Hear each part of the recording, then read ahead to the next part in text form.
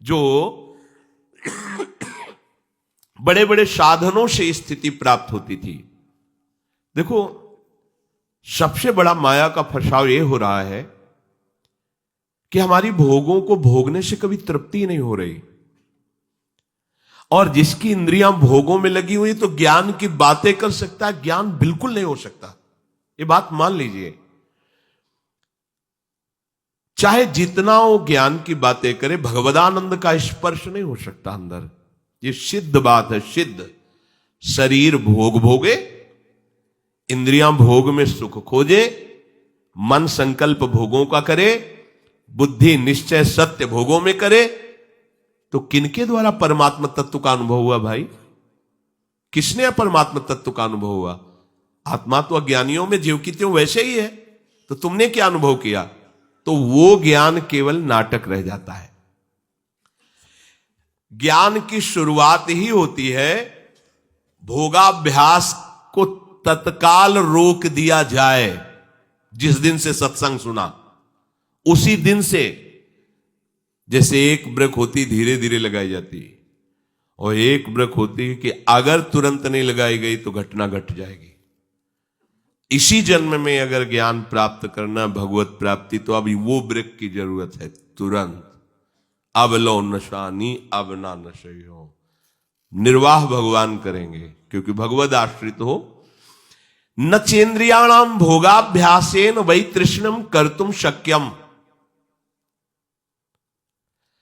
आपके अंदर जो प्रेरणा हो रही कि इन भोगों को भोग लें तो सुखी हो जाए, तो कहना कभी नहीं, जीवन भर भोग लो, कभी तुम्हारे अंदर यह अनुभव नहीं आएगा कि तुम सुखी हो गए भोग भोग के।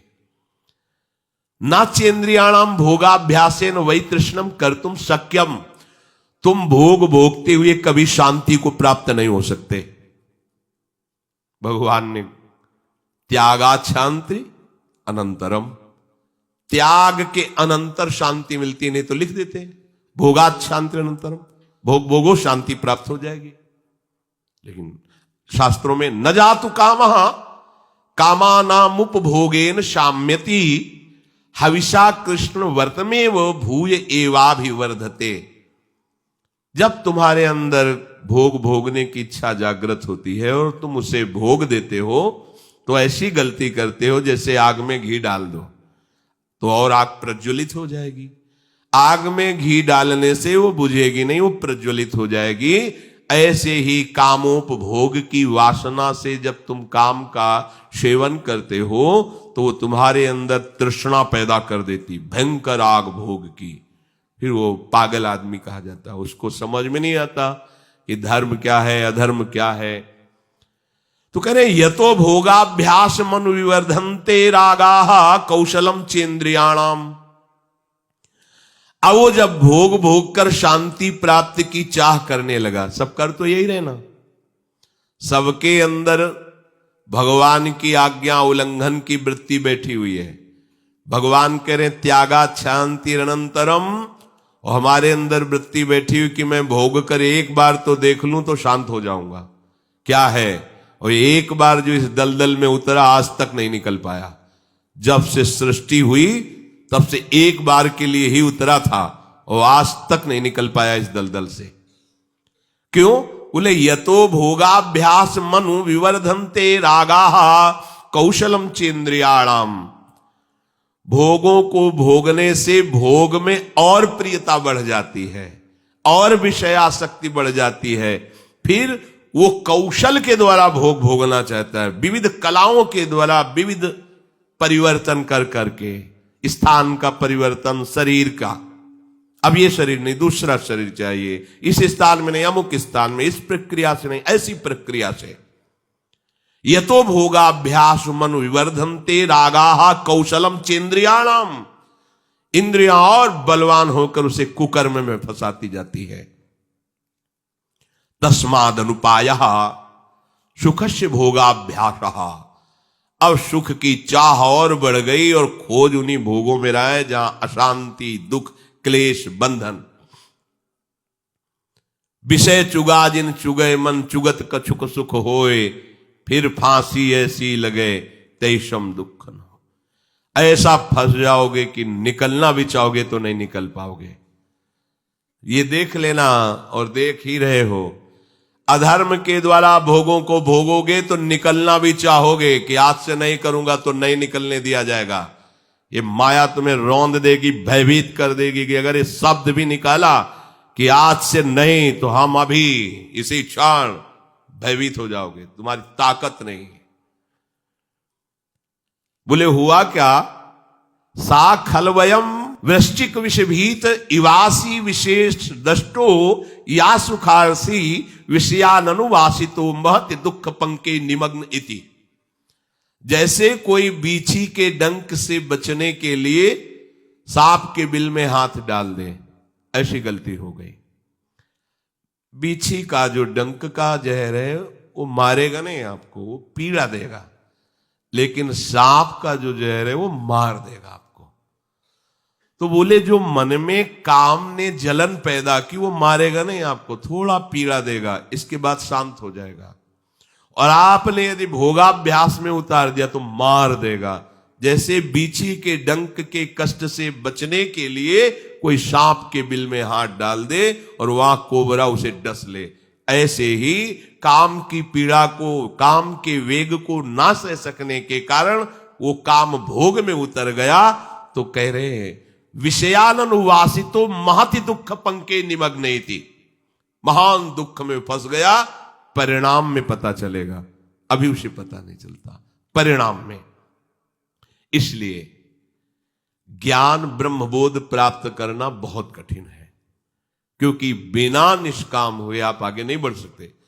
तो बहुत सरल उपाय है, चाहे जो हो, जहां हो, जैसे भी हो, आप सबसे श्रेष्ठ भगवान के प्रिय बन जाएंगे। और आपको इसमें इस तरह की कोई विशेष कष्टमयी साधना भी नहीं करनी पड़ेगी। श्रीमद् भागवत में कहते हैं अहो बत स्वपचतो गरीयान यज्जिह्वाग्रे वर्तते नाम तुभ्यम। ध्यान दीजिए, ते पुस्तपस्ते जुहुवुः शश्नुरार्या ब्रह्मानुचूर्णाम गृणन्ति ये ते। जिसके जिह्वा में राधा राधा राधा, श्री हरि राधा, राधा कृष्ण, राधा वल्लभ, राधे श्याम, या जो राम कृष्ण हरि शिव नाम जो तुम्हारे गुरुजी ने दिया हो, या जो तुम्हें प्रिय लगे, मन से नहीं कह रहे, यज्जिह्वाग्रे वर्तते नाम तुभ्यम, जिसकी जीव के अग्रभाग में ऐसा स्वभाव बन गया है, चल रहा है नाम, नाम जप करे। बोले अहो बत स्वपचतो गरीयान, यद्यपि वो स्वपच है फिर भी गरीयान वो सबसे श्रेष्ठ है। हरिराम व्यास जी ने कहा कि रैदास जी की चरण धूल के सामने करोड़ों ब्राह्मण नहीं है, क्योंकि उनकी जिह्वा पे निरंतर हरि का नाम विराजमान है। इसीलिए यहां ब्रजवासी सब ब्रह्मा से भी परम पवित्र और श्रेष्ठ माने गए हैं। व्यास मिठाई विप्र की तामे लगे आग, वृंदावन की स्वपच की जूठन खाइए मांग। हे बड़े मस्त हैं ब्रजवासी। प्रातः काल एक बार मंगला करके श्री जी की जा रहे थे, तो एक माई ठेलिया में कूड़ा करकट ऐसे भरे मस्ती बिहारी जी के पद गाए जपे जा राधा राधा नाम, बसे जा श्री वृंदावन धाम, मिलेंगे कुंज बिहारी ओढ़ के कांवर का। ठेलिया ऐसे कूड़ा के लिए रोका और कुछ भेंट दिया, चरणों में प्रणाम किया। ये है हमारे वृंदावन की शोपच है, जिनकी जिह्वा में बिहारी बिहारी जो का जस बसा हुआ है, परम पावन श्रीधाम वृंदावन की परिचर्या में लगी हुई है।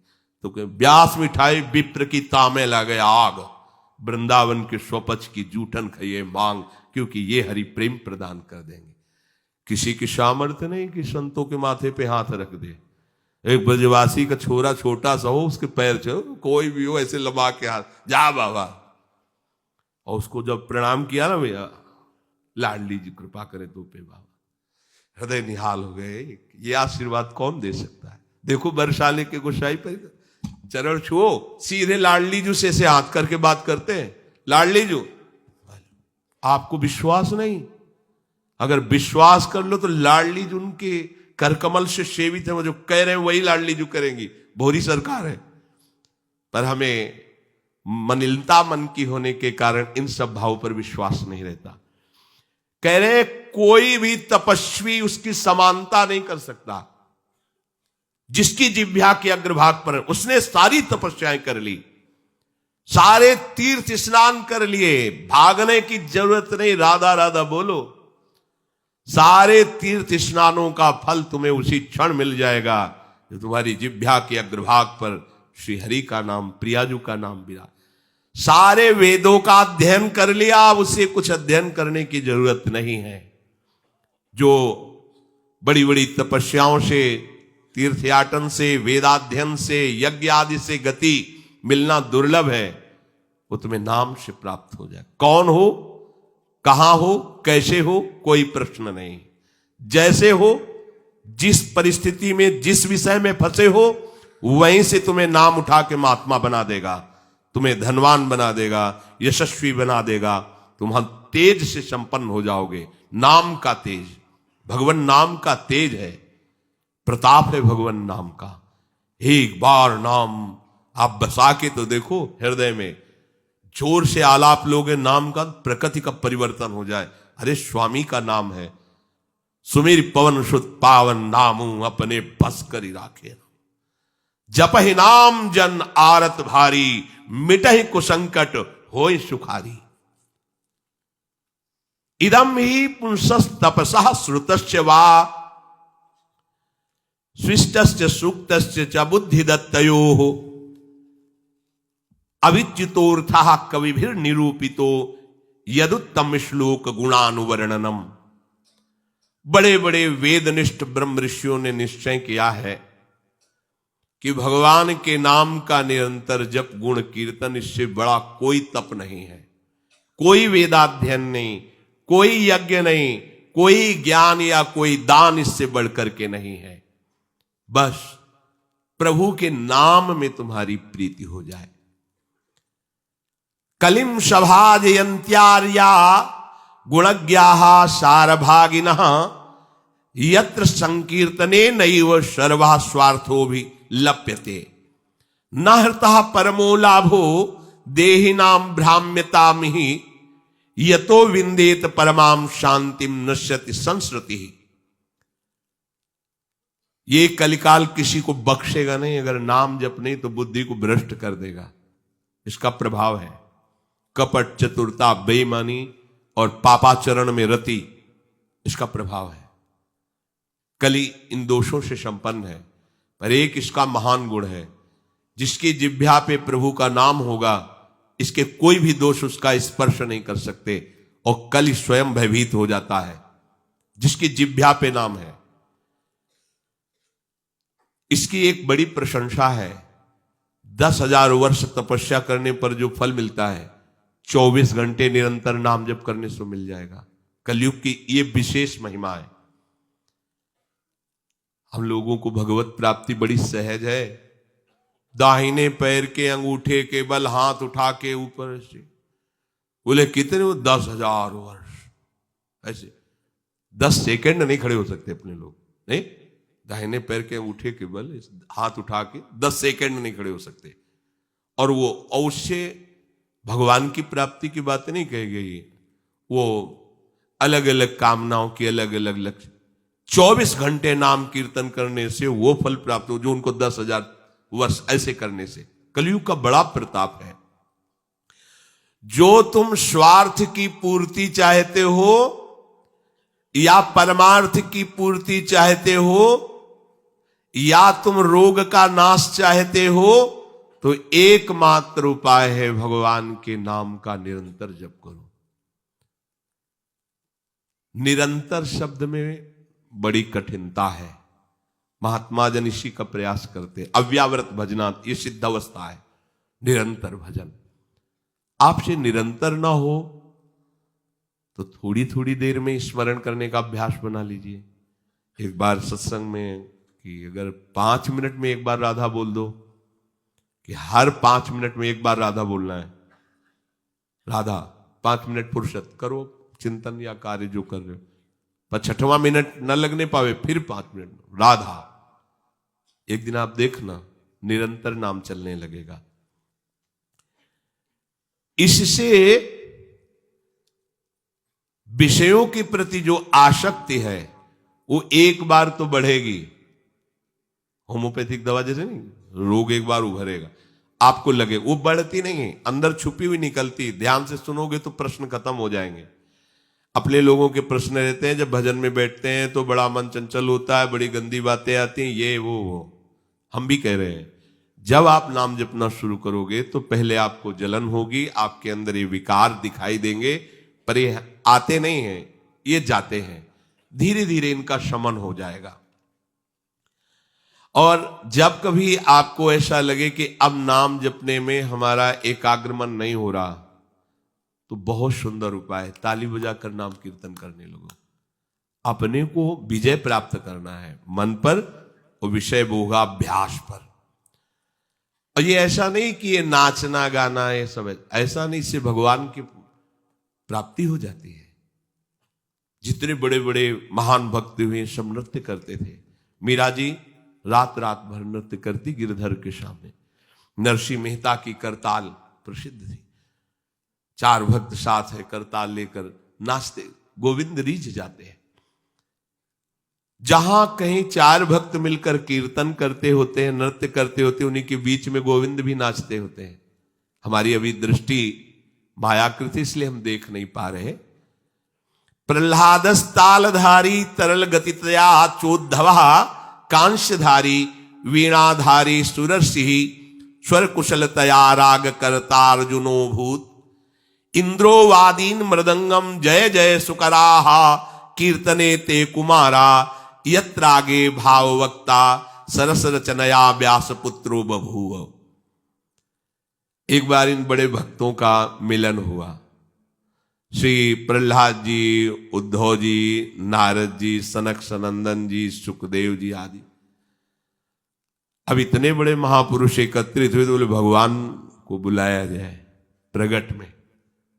बोले एक ही उपाय है, मद भक्ता यत्र गायंती तत्तिष्ठाम। नारदा नारद जी ने कहा भगवान वहीं आ जाते। तो श्री प्रहलाद जी ने ताल देना प्रारंभ किया। ये भगवान को बहुत प्रिय है। अगर आपको कोई संगीत नहीं आता तो भगवान का प्रिय संगीत है ये, राधा राधा राधा राधा राधा। ना किसी की जरूरत है और ना किसी के सहयोग की। ले भाई ढोलक हारमोनिया अगर नहीं बजा लेते हो, कोई राग नहीं आता, हम कह रहे कोई राग नहीं, राधा राधा राधा राधा ताल की, ये हमारा ताल बज रहा है, ये बहुत बहुत ही काम की बात है। आप मान लीजिए, आपको मन लगाने के लिए बहुत बढ़िया उपाय और भगवत प्रसन्नता का बहुत बढ़िया उपाय।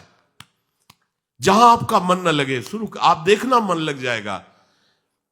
उद्धव जी ने मंजीरा उठाया। अब मंजीरा सब कोई न बजा पाए तो ऐसे ही उसको करते हो, राधा राधा राधा जय जय राधा वल्लभ श्री हरिवंश राधा वल्लभ से, वो आ जाएगा बजाना। हम ये देख रहे हैं कि प्रभु समस्त कलाओं से युक्त है और आप उनका गुणगान करो तो सीख जाएंगे। इतनी बड़ी बच्ची है, स्कूल ही नहीं गई, पूरी चतुरासी जी कंठस्थ सुधा निधि। आश्चर्य है, सुधा निधि के श्लोक बोलने में व्याकरण पढ़े हुए भी लड़खड़ा जाएंगे और ककहरा नहीं पढ़े, गई नहीं स्कूल। ये सर्वाश्चर्य में सकल विद्या विदित रहस्य श्री हरिवंश हित। हमारी स्वामिनी सकल विद्या विदित है, आश्रय निर्मल हृदय ने लिया, वाणी प्रकाशित है। श्री चतुरासी जी कंठ, हम तो आश्चर्य, पर सर्वाश्चर्य में स्वामिनी जो, इसलिए क्या नहीं आपको ज्ञान हो जाएगा। आपको क्या पता नहीं चल जाएगा। जब प्रभु का पता चल गया तो सब उन्हीं में समाये हुए, सब ज्ञान आ जाएंगे।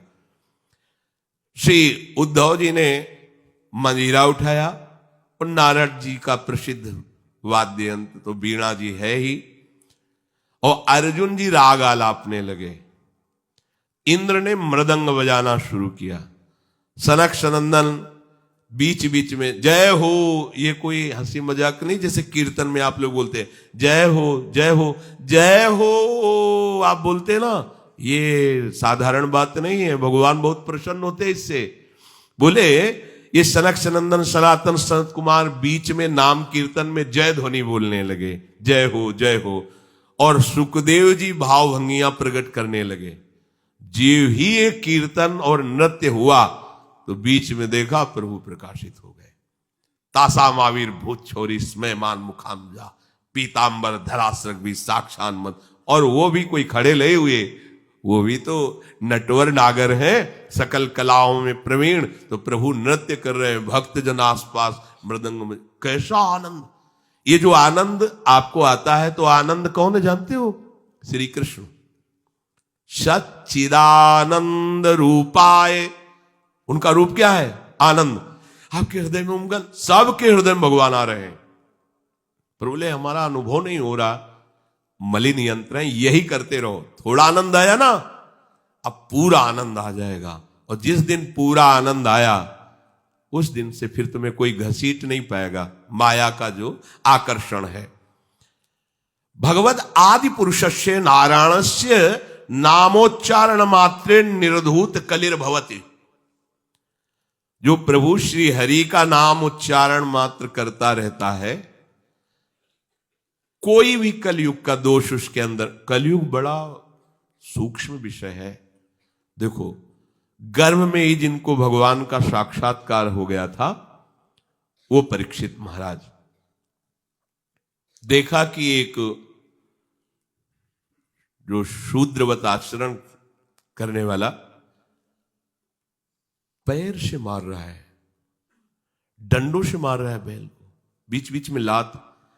ये ध्यान रखो, किसी को भी पैर से कभी, सब में श्री भगवान है, कभी ऐसा दंड विधान किसी के लिए हो जैसा, पर ऐसे सहज में किसी को अपने पैर न लगे। अपने लोगों का परमार्थ है ना, कोई अगर लेटा हुआ है तो उसे नांगने की जरूरत नहीं, घूम के भले चले जाओ, उससे प्रार्थना करो कि आप पैर हटा लीजिए।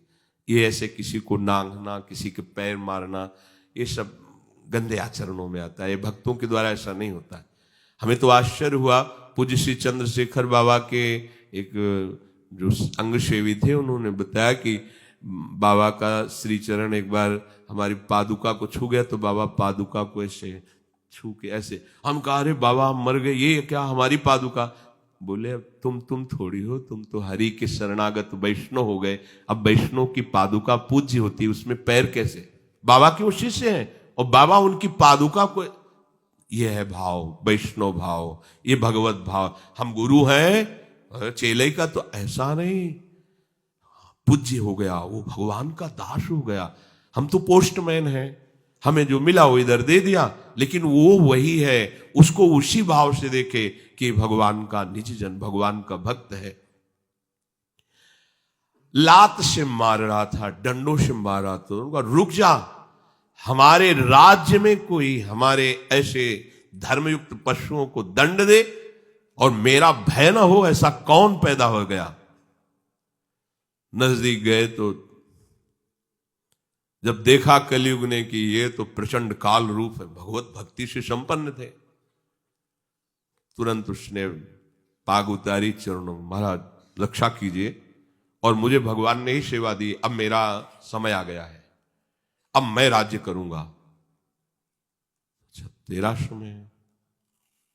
कलयुग? जी हां। देखो उसका परिचय कहां से हुआ? अधर्माचरण से ही। तो उनका जब तक मैं जीवित हूं तब तक तेरा राज्य नहीं आने दूंगा, हमारी प्रजा में अधर्माचरण फैल जाएगा। तो उनका आपको कुछ न कुछ तो स्थान देना ही होगा हमारे लिए, कि आप ठीक है मदिरालय, और जो मदिरा सेवन करे, और जहां शरीर को बेचा जाता हो, भ्रष्ट आचरण किए जाते हो, जहां जुआ खेला जाता हो, ये द्वैत कीड़ा, मद्यपान करना, व्यभिचार करना।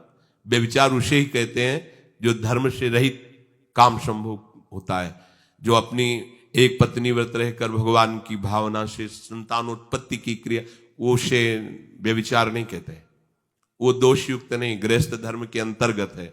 लेकिन जो अन्य ऐसी भावना कलयुग को आदेश दिया कि आप रह सकते हो उसके, जो मदिरा पीता है, जो भ्रष्टाचरण करता है और जो मांस खाता है और जो देव कीड़ा करता है, आप, क्योंकि वहां कोई ऐसा करता ही नहीं था, यहां रह सकते हो।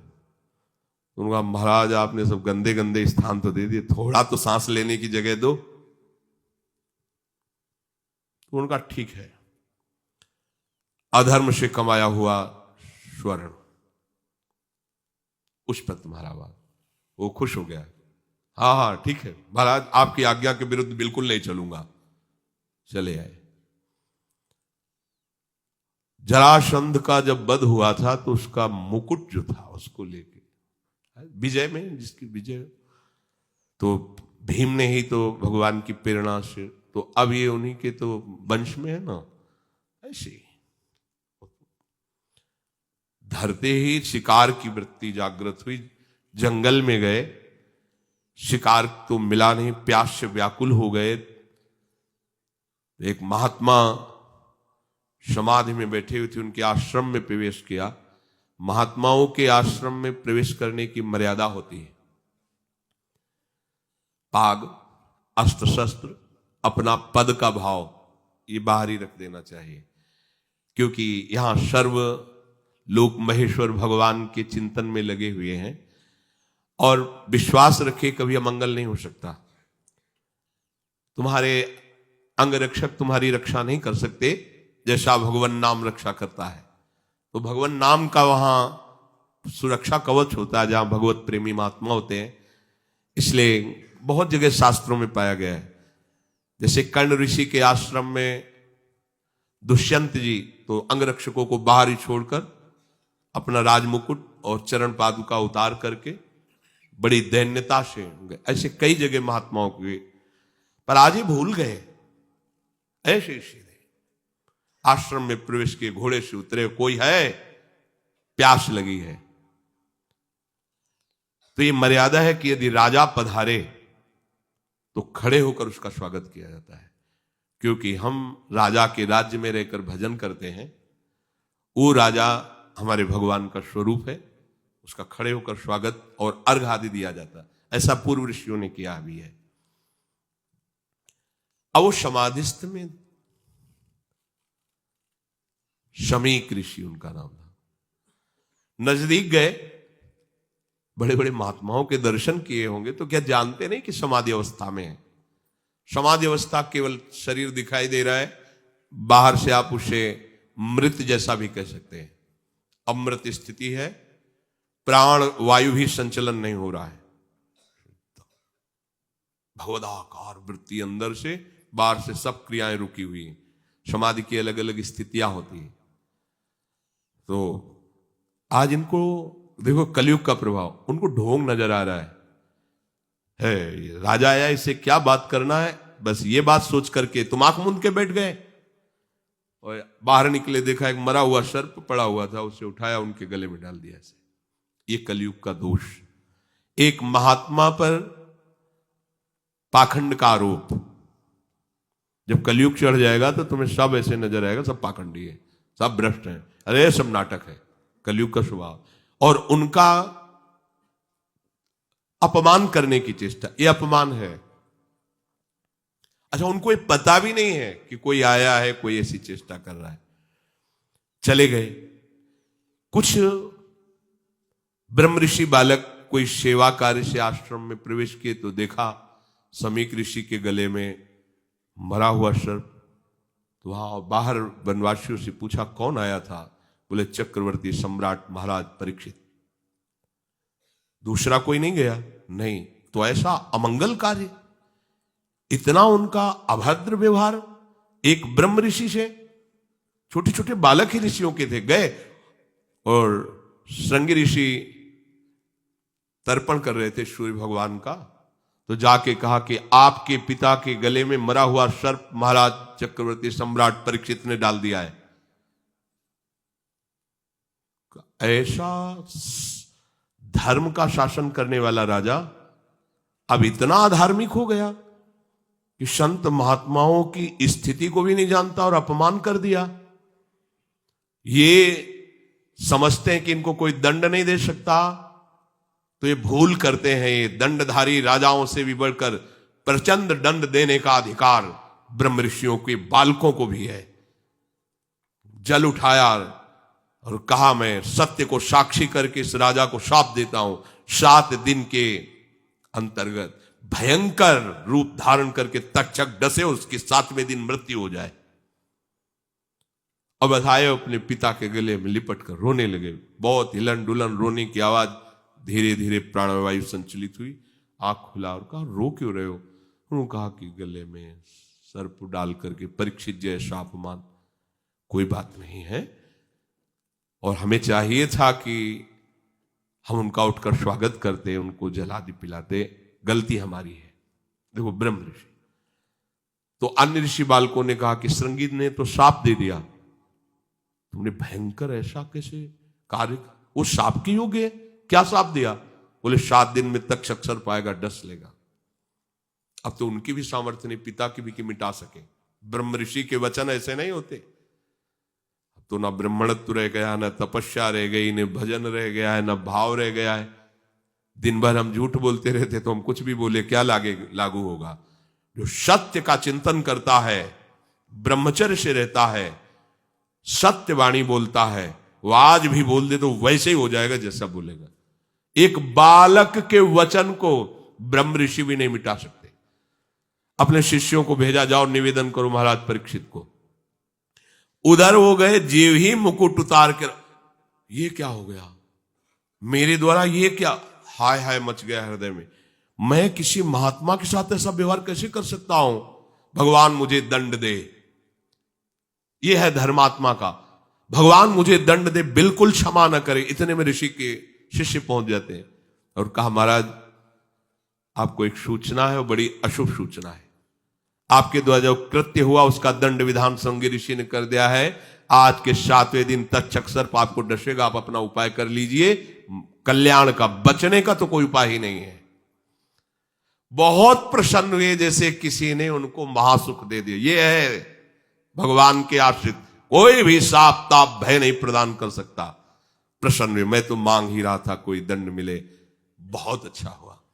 जन्मेजय को बुलाया, उसी क्षण रात दिया, और गंगा किनारे जा करके बस आमरण अनशन व्रत, एक बूंद पानी भी नहीं पीऊंगा, और कैसे भगवत प्राप्ति हो 7 दिन में चिंता नहीं कर रहे थे। बड़े बड़े संत महात्माओं ने जब साप की बात सुनी, सब आ गए गंगा किनारे। उसमें भगवान व्यासदेव जी, वशिष्ठ जी, बड़े बड़े महापुरुष नामी सब आ गए। सबसे पूछा, 7 दिन में निश्चित भगवत प्राप्ति हो जाए, आप सब हमें ऐसा उपाय बताइए।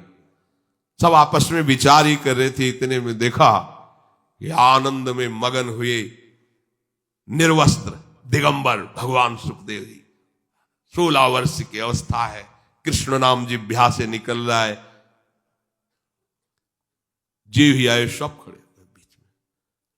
कैसे 7 दिन में भगवत प्राप्ति? बोले 7 दिन के पहले ही तुम्हें हम साक्षात्कार करवा देंगे। श्रीमद् भागवत श्रवण कराया और पूछा, बेटा परीक्षित, तुम्हें इस समय क्या तक्षक से डर है? तो उनका, नहीं भगवान, आपने मुझे ऐसी स्थिति प्रदान कर दी कि एक तक्षक क्या करोड़ों महाकाल का रूप धारण करके भी आवे, मुझे कोई डर नहीं, क्योंकि मैं ऐसी स्थिति को प्राप्त हो गया हूं, मृत्यु मुझे छू नहीं सकती। उठे और चल दिए। इतने बड़े महापुरुष को भी कलयुग ने ठग लिया था, पर भगवान का आश्रय था ना। तो कह रहे कि कलयुग का बिल्कुल भी प्रभाव उसके ऊपर नहीं पड़ेगा जो नाम जप करता रहेगा। बचो।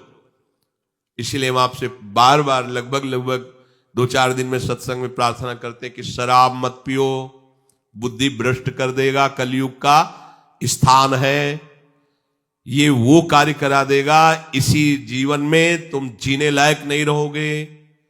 पराई बहन बेटियों के साथ व्यभिचार की प्रवृत्ति बिल्कुल मन में मत रखो। कलयुग का स्थान तुम्हें नष्ट कर देगा, दुर्गति हो जाएगी। ये जुआ खेलना, मटका और शेयर बाजार आदि के जुआ, ये सब जुआ के अंतर्गत आते हैं। बचिए, घर बैठे इतने लगा देंगे, इतने आ जाएंगे, और जब उतने सब चले जाएंगे तब बेईमानी सुहाएगी, गंदे आचरण सुहाएंगे, चिंता में बैठ जाओगे, कोई भजन साधन नहीं बनेगा। मेहनत करो, धर्म से कमाओ।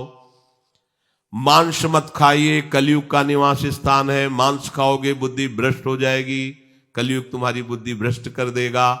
किसी के धन की चोरी मत कीजिए, संपत्ति का किसी भी तरह से अगर चोरी से लाए तो परिवार को नष्ट करने वाली चेष्टा हो जाएगी, अपने हाथ से अपने परिवार को नष्ट कर दोगे, देख लेना।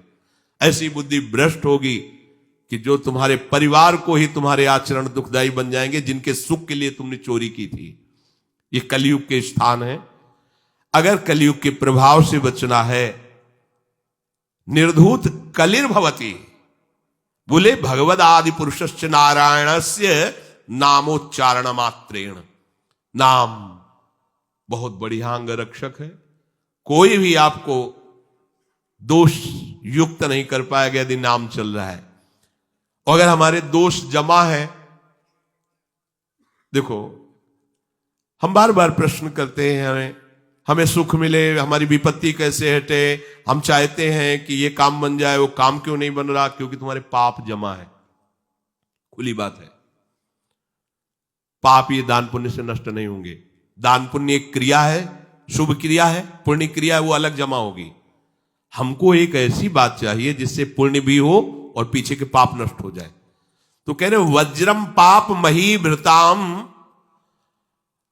भवद्रोदेकस्य सिद्धौषधम। पाप चाहे तुम्हारे पर्वत के समान हो, उनको विनाश करके तुम्हारे पुण्यों को बढ़ा देगा। पुण्यों को बढ़ा देगा पहाड़ जैसे, और पाप को मिटाकर धूल कर देगा। जैसे देवराज इंद्र जिस पर्वत पर प्रहार करें वज्र का, तो धूल बन के रह जाएगा, एक कण भी उसमें नहीं होगा। वज्र की ताकत है। तो बोले वज्रम पाप मही भृताम भवगत द्रोदेकस्य सिद्धौषधम मिथ्या ज्ञान निशा विशाल तमसिस तिगमांस बिंबोदय। तुम्हारे पाप पर्वत को चूर चूर करने के लिए वज्र के समान है कृष्ण नाम। तुम्हारे पुण्यों को बढ़ाकर पहाड़ जैसा कर देगा और पाप को बिल्कुल धूल के समान उड़ा देगा। पहाड़ के समान पाप जमा हो, क्या करो? बस कृष्ण कृष्ण बोलो, राधा राधा बोलो। इस भवरोग की रामबाण औषधि क्या? बोले सिद्ध औषधम, कृष्ण कृष्ण बोलो। अपने गुरु प्रदत्त नाम को निरंतर जपो।